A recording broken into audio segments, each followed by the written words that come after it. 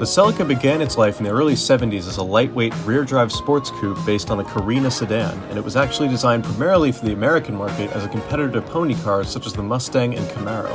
Ironically, the Carina sedan on which the Celica was based had a derivative called the Celica Camry, which had little in common with the Celica or the Camry, and was actually more related to the Corona, not to be confused with the Corolla, but there was also the Curin, which was just a reworked Celica.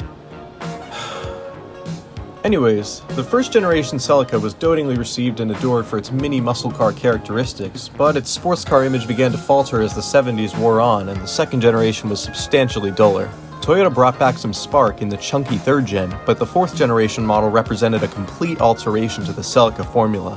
While it was still available with traditional coupe, liftback, and convertible body styles, the traditional chunky sports car proportions and rear drive layout are gone. The front drive car has a subdued wedge-like design and kinda looks like a Pizza Hut logo.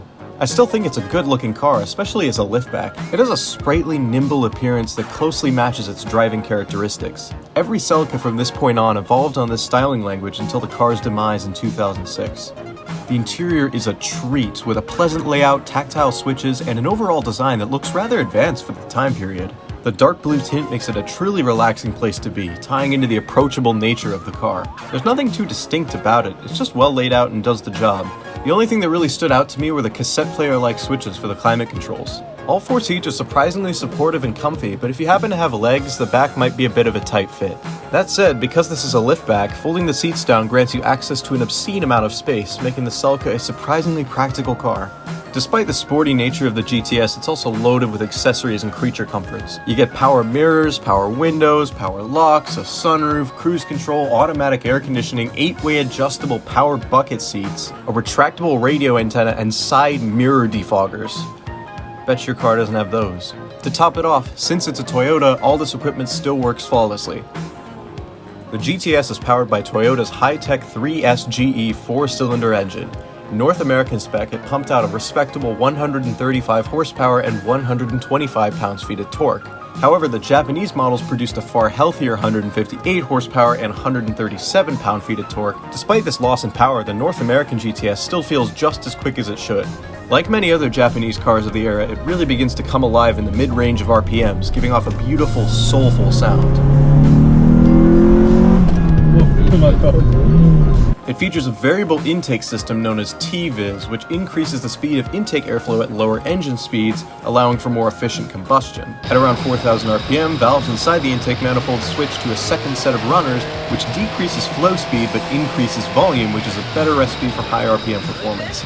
This tech predates the variable valve technology used on Honda's VTEC and Toyota's VVT engines.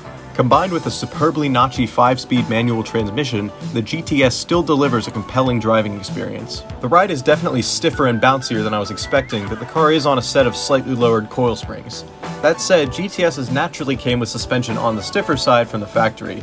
The owner describes the steering as sharp and direct, and the transmission as delightfully precise. Drawing a comparison between this Celica and the '89 Camaro I covered a while back is pretty interesting. The Camaro was a sharp, aggressive-looking car with a soft ride, whereas this car looks like a cloud and has a pins and needles ride. The Camaro had a torquey, sleepy engine, and the Celica had a more lively, buzzy motor. It's just interesting to see both sides of the '80s sports car coin. To sum it up, the '86 Celica is a sprightly sports car that's practical, endearing, and completely usable as a daily in 2023. For the positives, it has a fantastic engine, lovely driving dynamics, good cargo space, and Toyota credibility. For the negatives, the styling is a bit lukewarm, the ride is pretty bouncy, and it's just a bit cramped on the inside. But those are all negligible in my opinion. The Celica excels not only as a driver's car, but as a practical runabout, and for that, it deserves respect.